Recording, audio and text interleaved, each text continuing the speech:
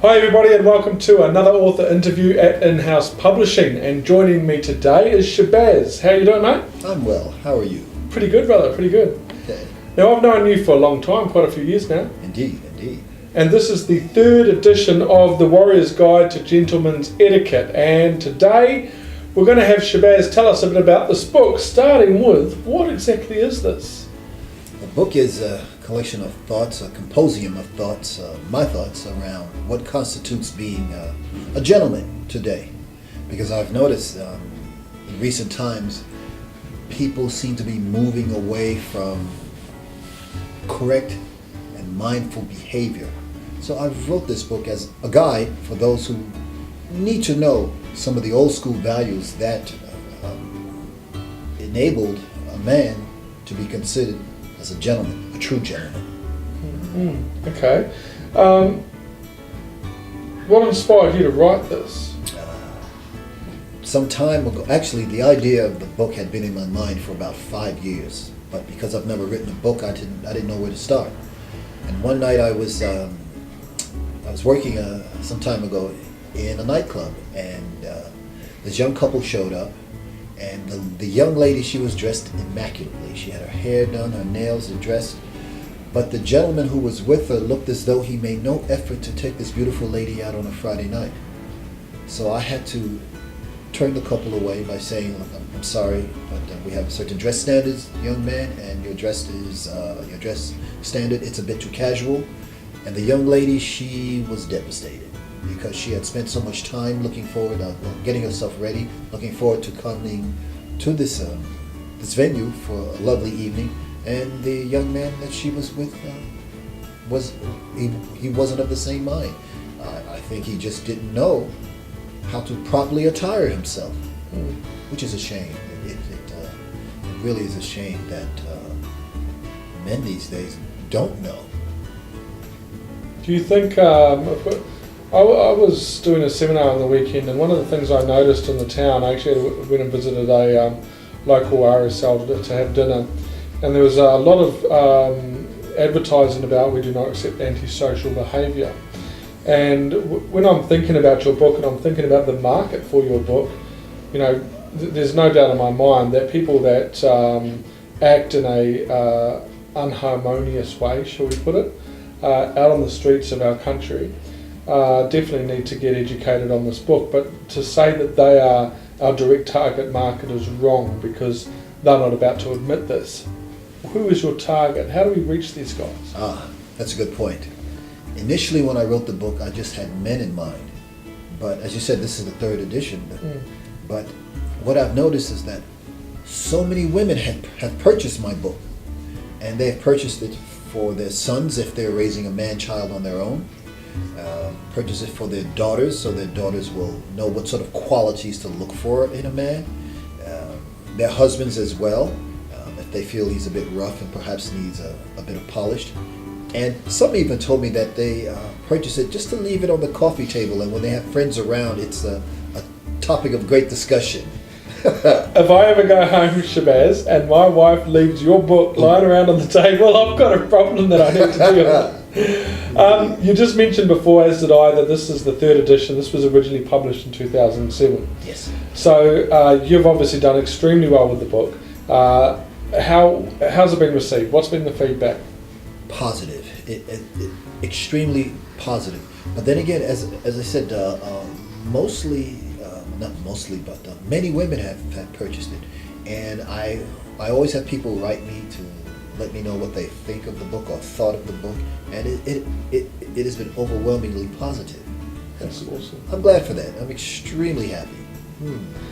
Now, tell us about your other publications.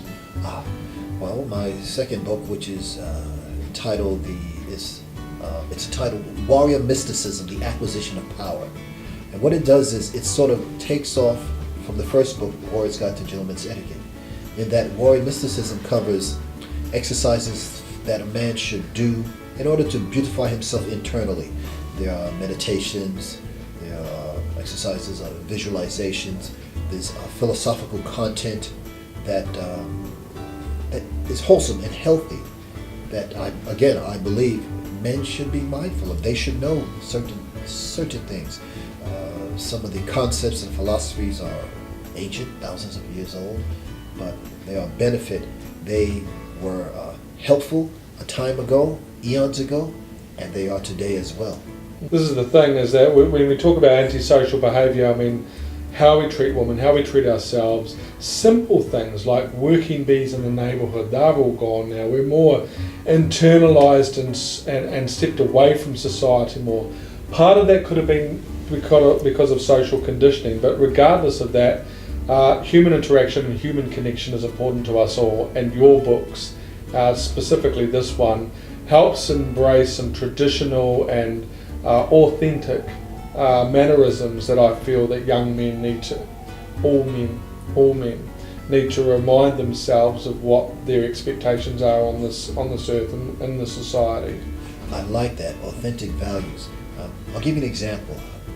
Some time ago I was on a city bus, and it was about 3:30 in the afternoon, and there were a lot of young people from high school on the bus. I was sitting down, and this older couple got on the bus, and they were standing holding on, and these young boys, they were sitting down, and I was watching to see if they would stand up and give their offer their seat to this older couple, and they didn't.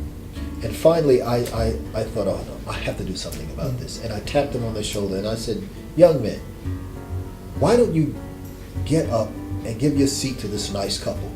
And they actually felt embarrassed. They thought, oh. They got up, the older people sat down, and I thought that was a nice gesture on their part. But the fact that I had to bring it to their attention... It didn't register, mate. Whereas you and me, we got taught traditional values, authentic values, where we just knew, so absolutely. Yes. Man, I could sit here and talk to you all day. What's next for Shabazz? What's in the pipeline? Oh, well, with the book, I have other things on. We'll touch on that in a minute. Okay, well, with the book, I'd like to sell 1 million copies. Public speaking on the topic of proper behavior, gentleman's behavior, proper work etiquette. That's also on the table, speaking about these things. Because as we have been talking about, there are things that men, because my book is directed specifically at men, they need to know.